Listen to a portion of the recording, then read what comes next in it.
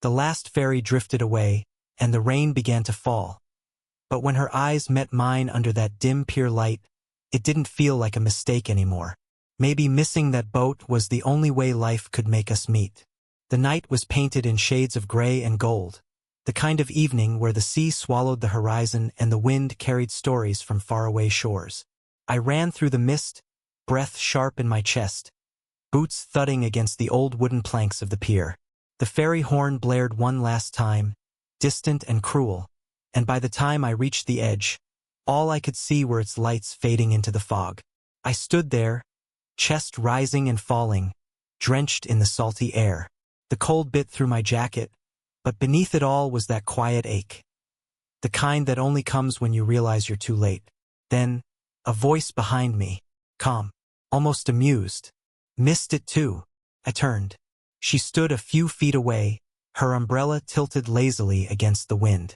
The rain caught in her hair, a few silver strands glinting in the dull light of the pier lamps.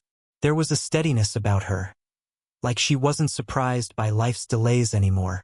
"Yeah," I said, still catching my breath. "Thought I could make it if I ran."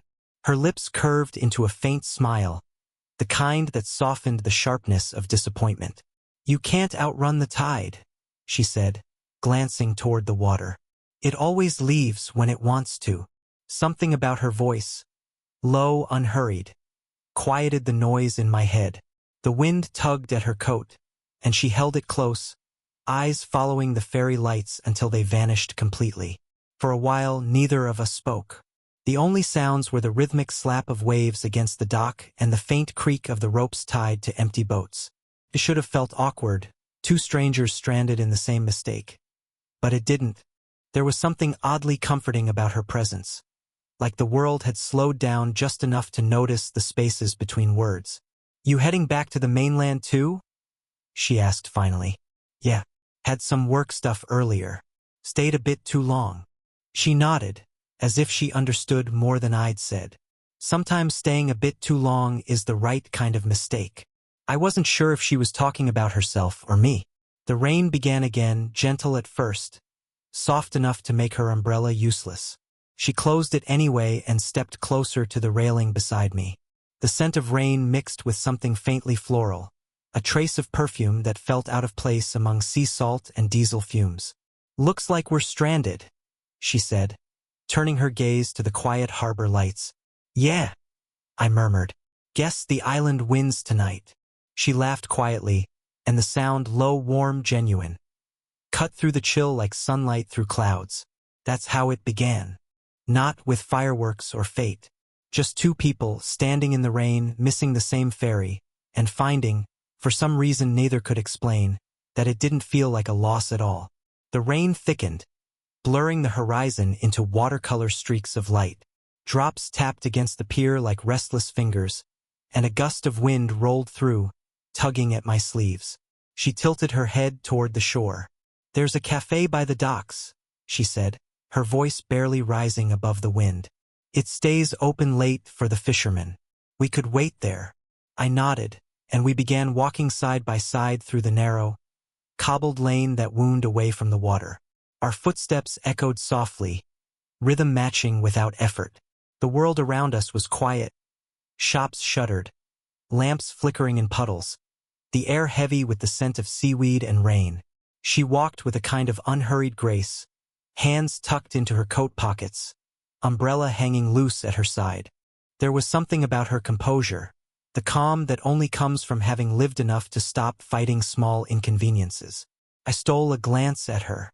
She wasn't the kind of beauty that begged attention, more like the kind that made you look twice and realize how rare stillness could be. "So," she said after a while, breaking the silence, "were you running from something or to something?" I laughed under my breath. "Honestly, just running late." "That's a start," she replied, lips curling in amusement. "Most people your age would have blamed the ferry schedule." Her tone carried warmth, a teasing familiarity that surprised me. "And what about you?" I asked. "You don't look very upset about being stranded." She smiled, eyes following a drop of rain sliding down her wrist. "Maybe I needed a reason to stop rushing." Life's been moving faster than I can feel it lately. Something in her words lingered, a quiet weariness hidden behind her poise. I wanted to ask more, but the rain made talking harder, so we walked in comfortable silence. When the cafe came into view, a small wooden place with fogged windows and a flickering sign that read Dockside Haven, she slowed her steps. I moved ahead, pulling the door open for her.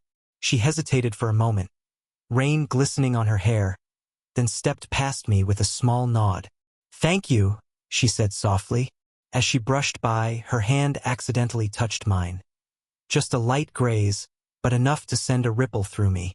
Her skin was cool from the rain, her touch unintentional yet impossible to ignore.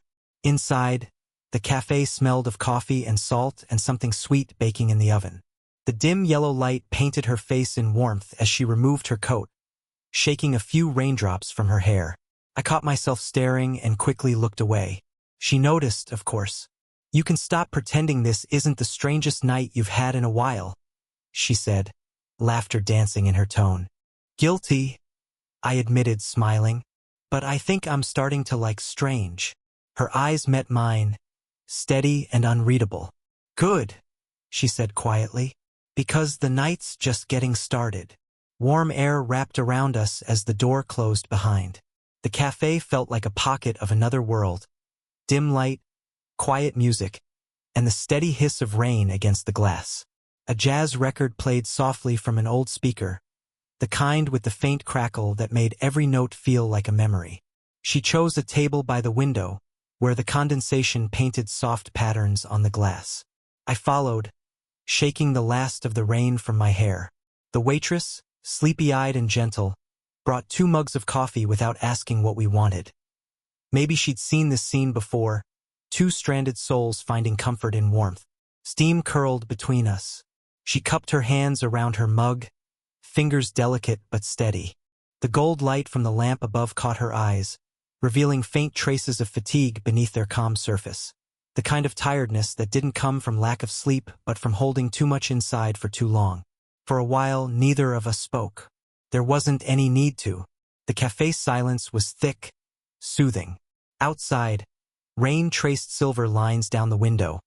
Inside, her presence filled the quiet more than any conversation could. Finally, she glanced at me, her expression thoughtful. "You're not much of a talker, are you?" I smiled. "Just listening." "To what?" "To how quiet everything feels next to you." She didn't reply right away, but I saw something change. A flicker of surprise, maybe even vulnerability, before her lips curved in a small, knowing smile. "That's a dangerous thing to say in a place like this," she murmured. I leaned back, the chair creaking softly. "Why?" "Because quiet makes people remember," she said, eyes drifting toward the rain. "And remembering can be complicated." Her voice carried a kind of melancholy that settled between us like mist. I wanted to ask what she meant, but the weight in her tone told me not to push. Instead, I traced a finger along the rim of my cup, matching her rhythm unconsciously. When the waitress passed by, she gave us a knowing look, the kind reserved for strangers who already seem like they share a secret. The clock above the counter ticked softly. The world outside kept raining, but in here, time felt paused, as if the storm had chosen to wait. I caught her watching me then, her gaze steady but soft. It wasn't bold or flirtatious. It was the kind of look that asks a question without words. I held it, unsure what answer she wanted. "Funny," she said at last, voice low, almost a whisper. "Being stranded doesn't feel so bad when the company's right." I felt my chest tighten. Not with nerves, but something warmer, quieter, harder to name. I lifted my cup slightly, eyes still on hers. "To missed ferries," I said. Her smile deepened, gentle and fleeting.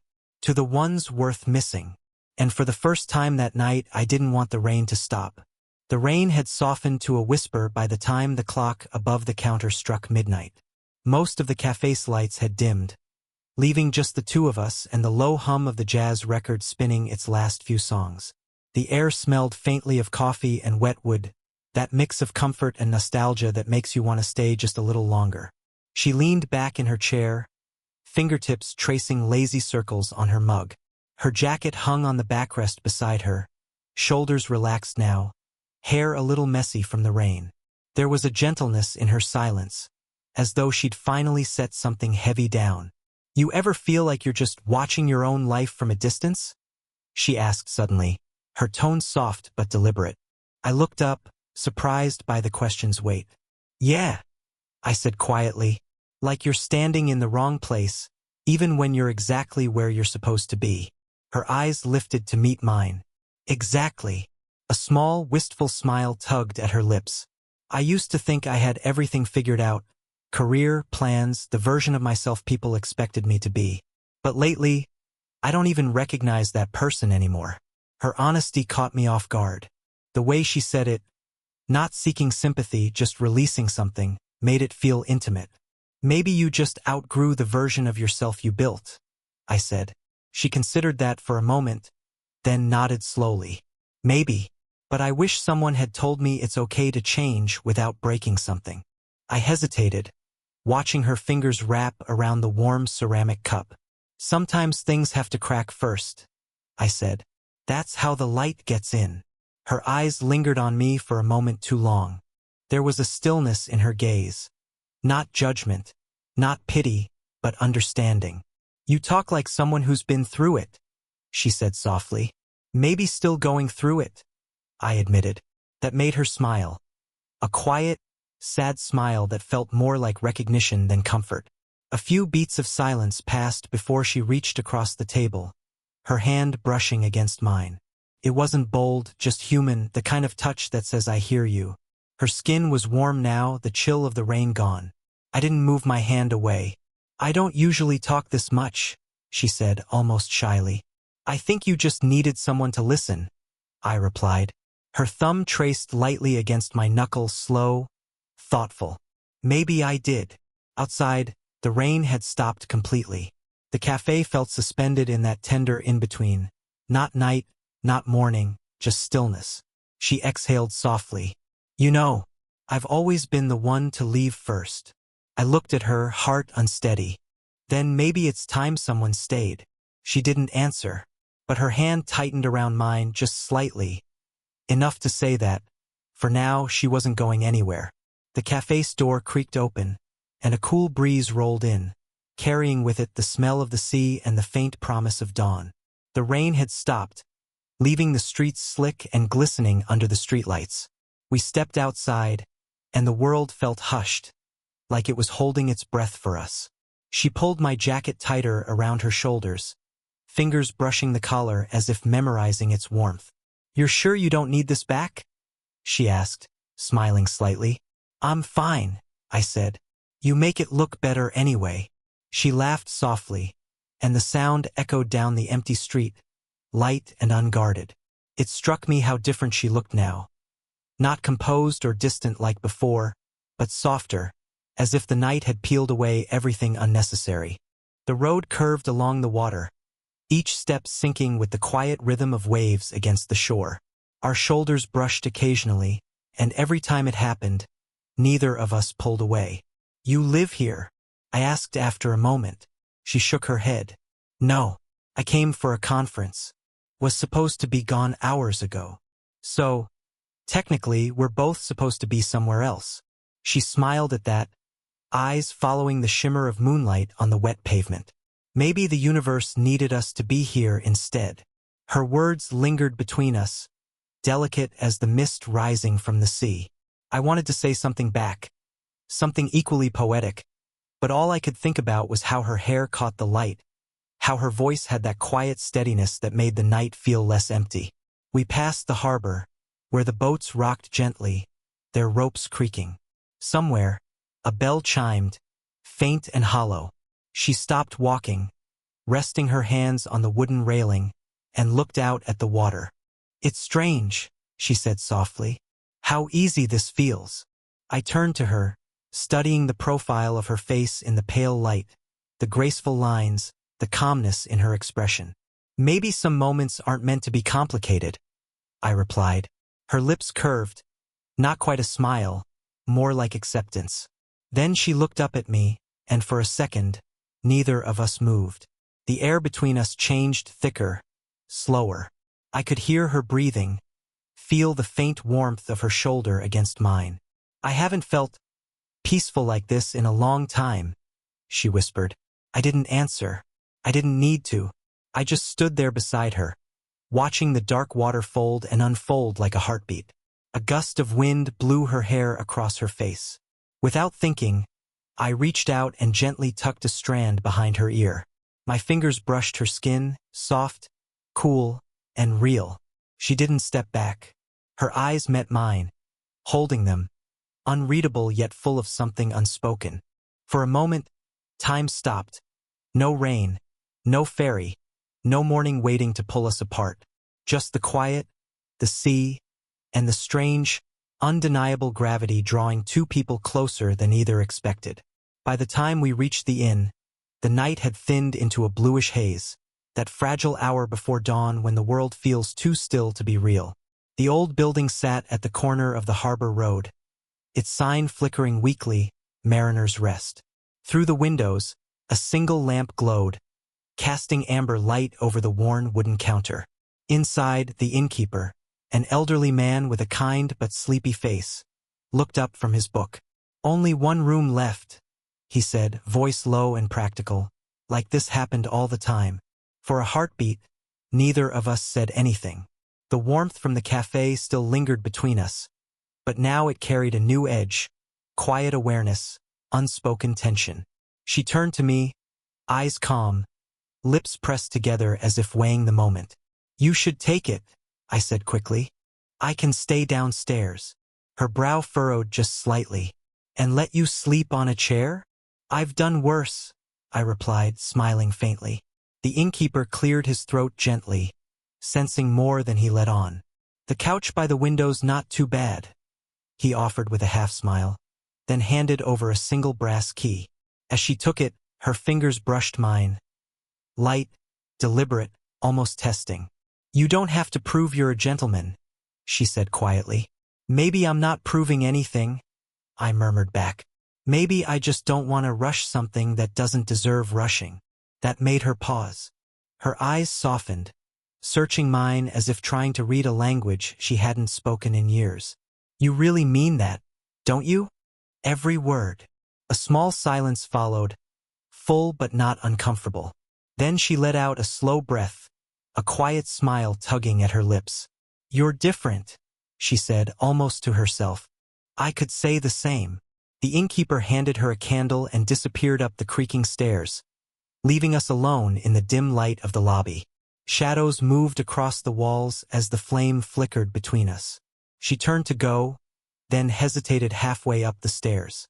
Her voice floated down, softer now, stripped of the confidence she'd carried all evening. "You know, you could come up. There's a couch near the window. I don't mind." I looked up at her, the quiet grace in her stance, the uncertainty behind her calm tone.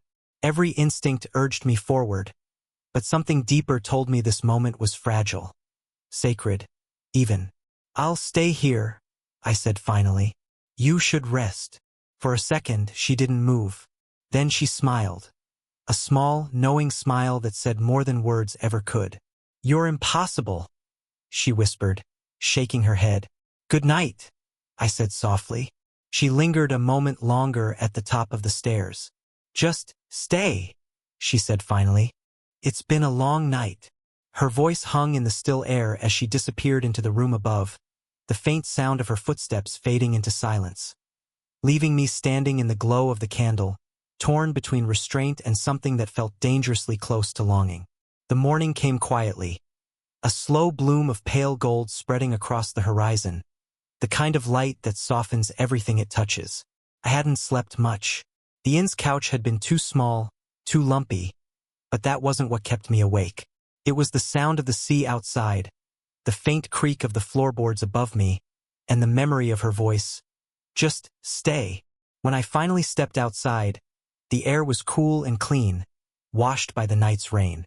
She was already there by the dock, standing where we'd missed the ferry just hours ago. The same spot, only now, the light revealed what darkness had hidden. The gentle lines of her face, the quiet elegance in her posture, the faint smile that spoke of too many thoughts to name. She turned when she heard my steps. Morning. Her tone was calm, but her eyes held something softer. Gratitude, maybe, or the ache of something ending before it had a chance to begin. Morning, I replied, shoving my hands into my pockets. The ferry horn echoed faintly across the water. This time we were early. No running, no rushing. Just stillness. I thought you'd still be asleep, she said. I tried, I admitted, smiling faintly. Didn't really work. Her lips curved. You think too much. Only about certain things. A quiet laugh escaped her, the kind that seemed to warm the chill in the air. She looked out at the water, where the ferry's reflection shimmered like glass. It's funny, she said. I almost wish we'd missed it again. I looked at her then, really looked. The wind lifted a few strands of her hair. Sunlight caught in them like gold. Maybe we weren't meant to catch it the first time, I said softly. Maybe we were supposed to stop for a while. She turned to me, her gaze steady. And what about now? Now, the word hung between us like a challenge and a promise. I stepped closer, close enough to see the faint freckles beneath her eyes, the way her breath misted in the cool air. Now, I said, we remember what it felt like to slow down, to breathe, to not run. For a heartbeat, she just stared, and in that silence, everything was said. The gratitude, the pull, the quiet ache of wanting more time. When the ferry's whistle sounded again, she sighed softly. Well, she murmured. Looks like the tide's on schedule today. I picked up her bag, handing it to her. Our fingers brushed. That same spark, gentle but real. She took the handle, then paused, her hand lingering over mine. Thank you, she said. For what? For not rushing the night. The words stayed with me as she boarded. She looked back once, eyes catching mine through the morning light. Stranded together, she said with a faint, wistful smile. Didn't sound bad at all. And as the ferry pulled away, I stood there, hands in my pockets, watching the trail of ripples fade across the water. Maybe it never was, I whispered. The sea carried my words away, soft and endless, like the memory of a night that was never supposed to happen, but somehow felt exactly right.